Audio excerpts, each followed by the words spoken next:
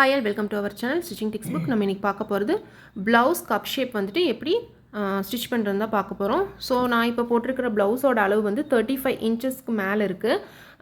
அதுக்கு அளவு வந்துட்டு நம்ம எப்படி போடுறோம் மார்க்கிங் அப்படிங்கிறத பார்க்கலாம்.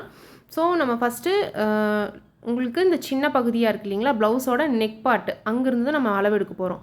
ஸோ நெக்குக்கு கீழே 2.5 இன்ச்சு ஸ்டார்டிங்கு, இந்த 2.5 இன்ச்சு மார்க் பண்ணிக்கோங்க. அதிலிருந்து 3 இன்ச்சு சரிங்களா. ஃபஸ்ட்டு 2.5 இன்ச் மார்க் பண்ணிக்கணும், அதுக்கப்புறம் 3 இன்ச்சு. இது வந்து நீங்கள் இப்படி போட்டு நீங்கள் மார்க் பண்ணுறதுக்கு பதிலாக இப்போ நான் காமிக்கிறேன், ஒன்றா போட்டுக்கோங்க. ஒரே கிளாத்தாக போட்டுட்டிங்கன்னா உங்களுக்கு லைனிங் ஸ்டிச் பண்ணும்போது மார்க்கிங் பண்ணும்போதெல்லாம் கன்ஃபியூஷன் ஆகாது, எந்த மிஸ்டேக்ஸுமே இல்லாமல் நம்ம வந்து மார்க்கிங் போட்டுடலாம்.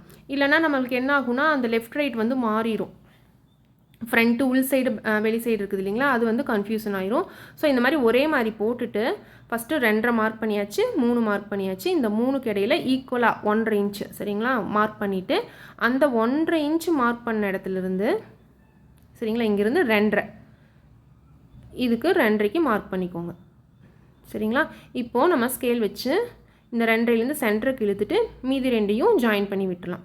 கரெக்டாக 2.5 இருக்கணும், அதிகமாகவோ கம்மியாகவோ இருக்கக்கூடாது. நமக்கு கரெக்டாக இந்த அளவுகள் வந்து கரெக்டாக போட்டால் தான் அந்த கப் ஷேப் வந்து கரெக்டாக வரும். ஸ்டிச்சிங் போதும் உங்களுக்கு புரியும், அது கரெக்டான அளவு போட்டால் தான் அந்த ஃபோல்டிங் போது ஈக்குவலாக வரும்ன்ட்டு. ஸோ இப்போ இந்த நெக் பார்ட்லேருந்து கீழே வரைக்கும் பார்த்துக்கோங்க, 6 இன்ச் இருக்குது, அதையும் ஈக்குவலாக பிரிச்சுக்கோங்க 3 இன்ச்சு.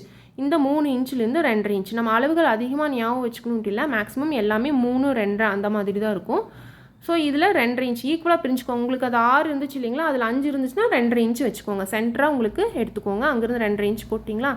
இப்போது அங்கே 2.5 இன்ச் போட்டதுக்கப்புறம் மேலே 1/4 இன்ச் கீழே 1/4 இன்ச் நம்ம பிடிப்போம் இல்லைங்களா, அதுக்காக ஜஸ்ட்டு ரஃப்பாக போட்டுக்கோங்க, அவ்வளோதான். ஒரு 2 பாயிண்ட் மேலேயும் சென்டர் லைன்லேருந்து மேலே 2 லைன் கீழே 2 லைன் போட்டு அகலமாக இருந்து சின்னதாக போகணும்.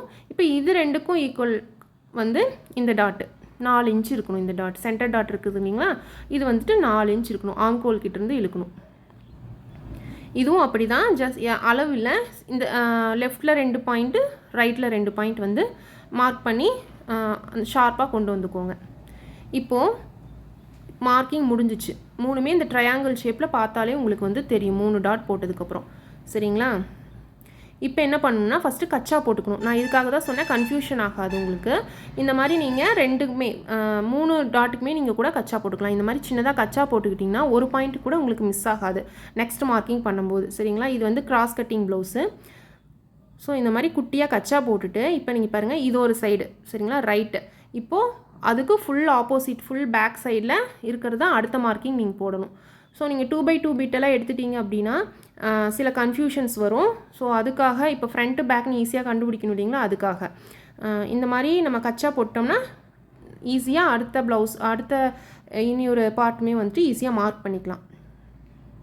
போட்டிருக்கிற அந்த கச்சா வச்சு ஈஸியாக மார்க்கிங்கு 2 மினிட்ஸில் முடிச்சிடலாம். நம்ம மறுபடியும் ஃபஸ்ட்லேருந்து அளவு எடுக்கணும்னு அவசியம் கிடையாது. ஸோ சேம் நீங்கள் ஃபஸ்ட்டு ஒரு சைடில் எப்படி போட்டிங்களோ அதே மாதிரி லெஃப்ட் சைட்லேயும் போட்டுக்கோங்க. போட்டுட்டு மார்க் பண்ணிக்கோங்க. மார்க் பண்ணிவிட்டு அடுத்தது நம்ம ஸ்டிச்சிங் போகலாம்.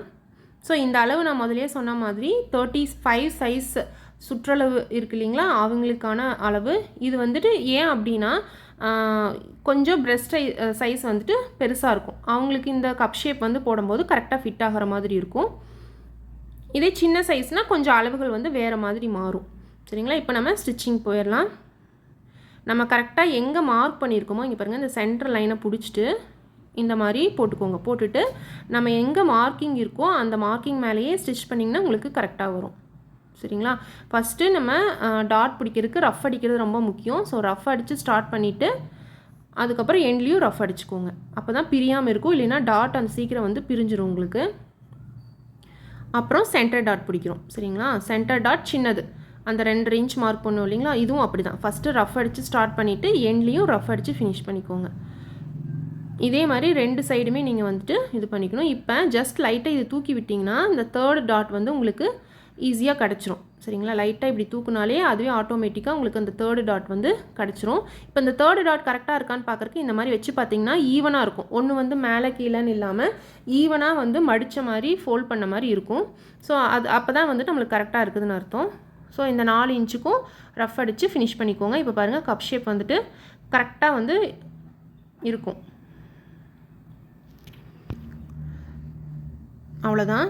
இந்த 2 கீழே இருக்கிற 2 டாட் பிடிச்சாலே அந்த 3rd டாட் வந்துட்டு ஆட்டோமேட்டிக்காக உங்களுக்கே வந்துடும். ஸோ இப்போ நம்ம என்ன பண்ணணும்னா, இப்போ இந்த ஃபஸ்ட்டு ஒரு டாட் பிடிச்சோம் இல்லைங்களா, அந்த சின்ன சைடில் பெரிய சைடாக இருக்கும் சைடில் வந்துட்டு ஃபோல்ட் பண்ணிக்கோங்க. இந்த மாதிரி ஃபோல்ட் பண்ணிவிட்டு இந்த நேரம் ஒரு தையல் போட்டுக்கோங்க. ஏன்னா இது வந்துட்டு நம்ம கீழே பட்டி வைக்கும்போது வந்துட்டு இதுவும் சேர்ந்து வந்துடும், அப்புறம் அமுந்த மாதிரி ஆயிரும். ஸோ அதனால் இந்த மாதிரி மடிச்சடிச்சிட்டிங்கன்னா உங்களுக்கு அந்த ஃபிட்டிங் போது கரெக்டாக உங்களுக்கு வந்து உட்காரும். நம்ம எப்போவுமே 2 சைடுமே டாட்டை வந்து வரைஞ்சிட்டு ட்ரா பண்ணிவிட்டு அதுக்கப்புறம் ஸ்டிச் பண்ணணும். ஃபஸ்ட்டே நம்ம கட்டிங் போதே இது ட்ரா பண்ணி வச்சிட்டோம்னா இன்னும் ஈஸியாக உங்களுக்கு வந்துட்டு 1 ஹவரில் ஒரு ப்ளவுஸ் முடிக்கிறதுக்கு உங்களுக்கு ஈஸியாக முடிஞ்சிடும். ஸோ இந்த அளவுகள் எல்லாமே உங்களுக்கு கிளியராக புரிஞ்சிருக்கும்னு நினைக்கிறேன். அப்படி நான் சொன்ன சின்ன சின்ன டிப்ஸு ட்ரிக்ஸு உங்களுக்கு புரிஞ்சிருந்துச்சு அப்படின்னா கண்டிப்பாக நம்ம சேனலுக்கு சப்ஸ்கிரைப் பண்ணுங்கள். தேங்க்ஸ் ஃபார் வாட்சிங்.